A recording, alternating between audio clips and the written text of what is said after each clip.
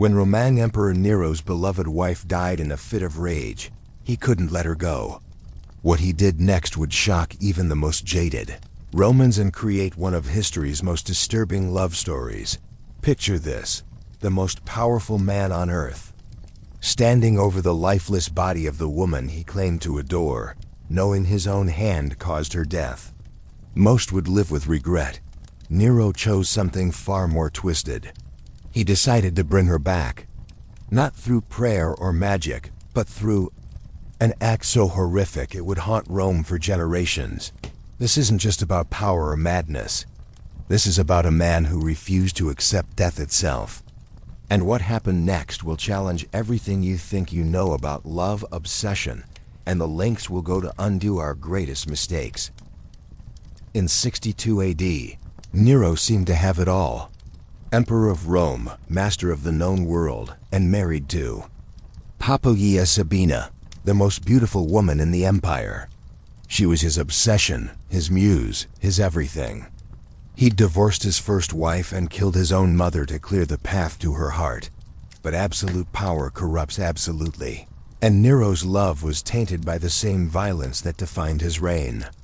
Behind the golden palace walls, their marriage was a powder keg. Poppaea was pregnant with their second child when it happened. Some say she criticized his endless chariot races. Others claim she questioned his latest political decision. The details matter less than what came next. In a moment of explosive rage, Nero kicked his pregnant wife hard. The woman who meant more to him than the empire itself crumpled to the marble floor. She never got back up.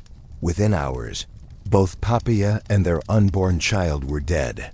And Nero, the man who had killed senators without blinking, was about to discover what real torment felt like. The emperor who once laughed while Rome burned now wept like a broken child.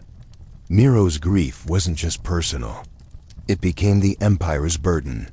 He declared Poppaea a goddess, built temples in her honor, and demanded the entire Roman world mourn with him. But monuments couldn't fill the void in his bed. Prayers couldn't bring back her voice. And all the gold in the treasury couldn't undo that one moment of fatal rage. Nero stopped eating. He wandered the palace halls at night, calling out her name. His advisors watched in horror as their emperor, the man who controlled legions, slowly lost his grip on reality. He spoke to her portraits as if she could hear him. He left food at her tomb as if she might return to eat it. Then came the dreams. Night after night, Poppaea appeared to him, beautiful and forgiving, only to vanish when he reached for her. These weren't just the fantasies of a grieving widower. They were the seeds of something far more sinister, because Nero began to believe these visions were real. And if Poppaea could visit him in dreams, why couldn't she return to him in life? Nero's obsession took a new, disturbing turn. If he couldn't bring Poppaea back from the dead, he would find her among the living. He dispatched agents across the empire with a single, impossible mission: find someone who looked exactly like his deceased wife. Not similar, not reminiscent. Identical. For months, they scoured every province, every city, every village. They examined slaves in markets and the daughters of senators with equal scrutiny. The emperor's gold bought silence, cooperation, and the most thorough manhunt in Roman history. Most searches ended in disappointment. A woman might have Poppaea's eyes but not her smile. Another might share her height, but not her graceful walk. Nero rejected them all with increasing desperation. His advisors began to whisper that perhaps no such person existed. Then, in a quiet corner of the empire, they found him, not him. Sparus was a young freedman with delicate features and an unfortunate resemblance to the late empress. When Nero first saw him, the blood drained from the emperor's face. It was as if Poppaea herself stood before him, alive and breathing. But there was one obvious problem that would require an unthinkable solution. What Nero demanded next would shock even his most loyal supporters. Sparus would not merely resemble Poppaea, He would become her, completely, permanently, no matter the cost. The young man was brought to Rome and told his fate. History doesn't record his response, but we can imagine the terror in his eyes when he realized what the emperor intended. Nero would not simply dress him in women's clothing or teach him feminine mannerisms.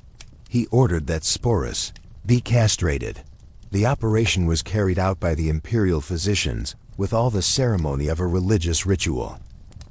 Nero himself supervised, his eyes bright with a madness that terrified everyone present. This wasn't a medical necessity or punishment. This was love twisted into something monstrous.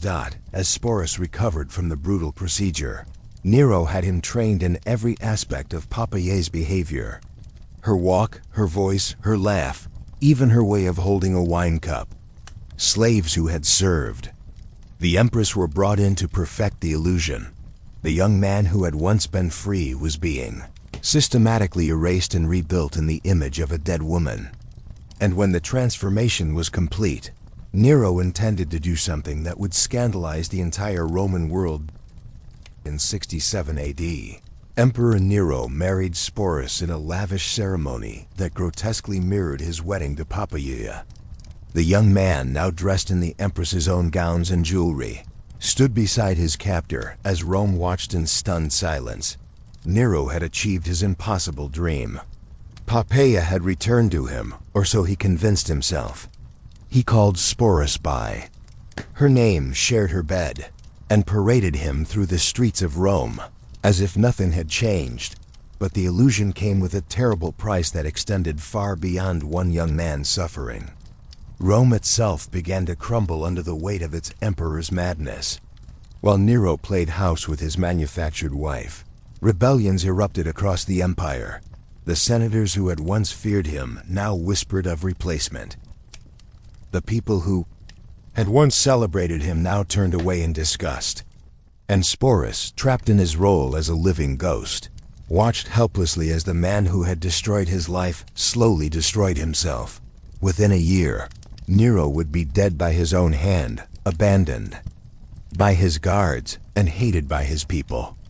But Sparus would survive, forever marked by his transformation, a living reminder of what happens when love becomes indistinguishable from horror.